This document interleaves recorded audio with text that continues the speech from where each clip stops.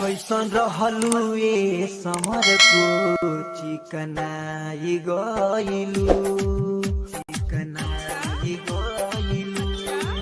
कैसन रहलू ए समर। हमरा लहंगा के पीछे बड़ी मार भइल बा, पागल दीवाना यूपी बिहार भइल बा, बुझला। हाय बनारस के हमरा नइखे होगा कोचिंग के बहाने रोज मिला तारू पुल पर हो मिला तारू पुल पर हाथ पर लिखा के नंबर ले ले नहीं खू का भरोसा बाबी नीतावा।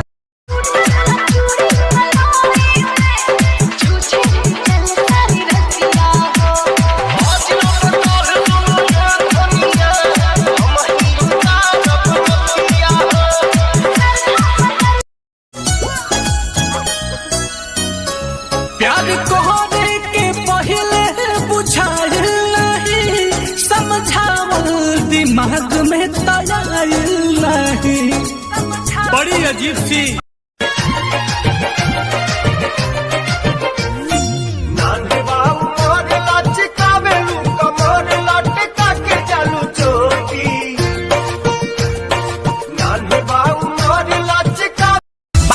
बबुनी के चोली भके रगड़ी आज केहू ना बोली बहुत फगुनी हौवा आ फगुआ में हो पूरा में के बुझाता ना होई टीएफ कंपनी के फगुआ में पी के पाउच पौआ फारे 10 लहंगाई लखनऊआ फगुआ में पी के पाउच पौआ रोज 10 लहंगाई लखनऊआ।